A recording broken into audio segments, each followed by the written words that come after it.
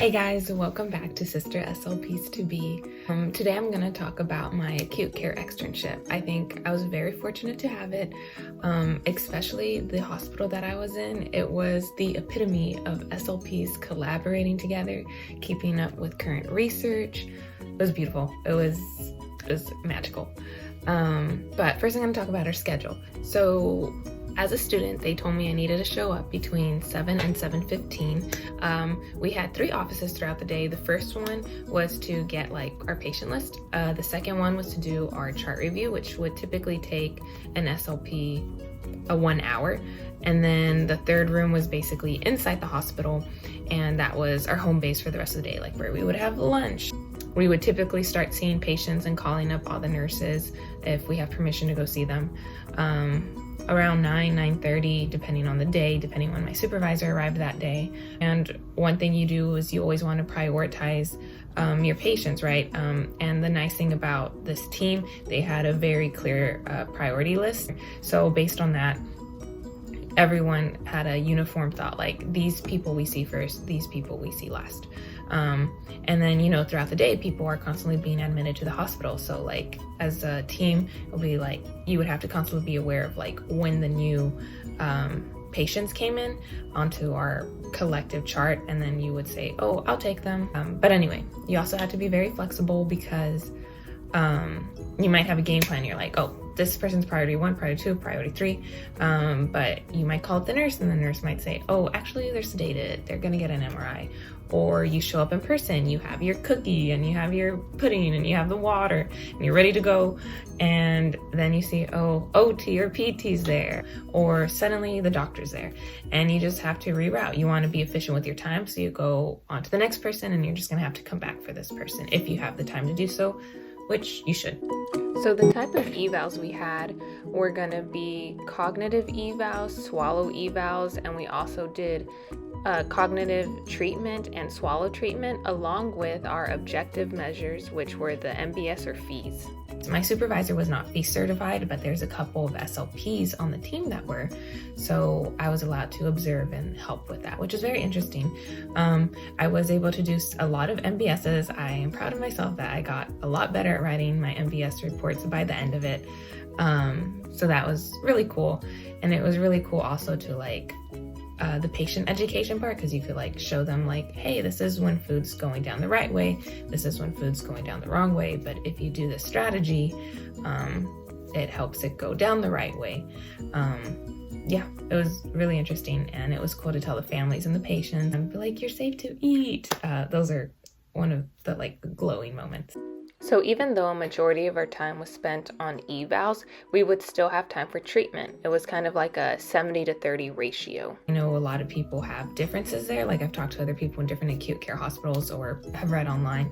There's not time for treatments, but there was time for us, and we did try to get them in during the day. We had some go-tos, kind of if it was memory recall, I would give them 3 facts about myself, my name, where I'm going to school, what book I'm reading, what shows, and then I would go back and I would say, oh, do you remember my name? That was a basic one. We also had something called a LARP kit, so that was very functional items. It was an aphasia built kit, and we would use that for the patients who had aphasia. Yeah, and we did dysphagia treatment, but not so much, if I have to be honest. A lot of our patients didn't need dysphagia treatment per se. They needed modifications, and we were there to help them with their strategies and learning them until they didn't need it as much. So some tips I would give students going into acute care are, it's almost no amount of preparation will prepare you for it, but know that your study should help you.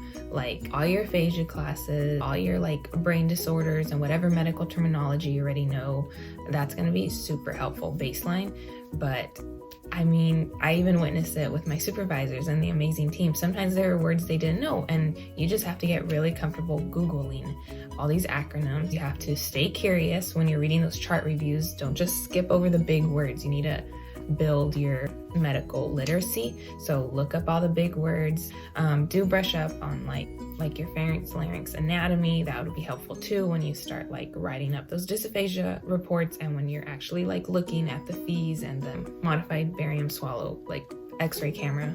What else? And just come ready to learn. Come with a positive attitude. Take whatever your SLP teaches you.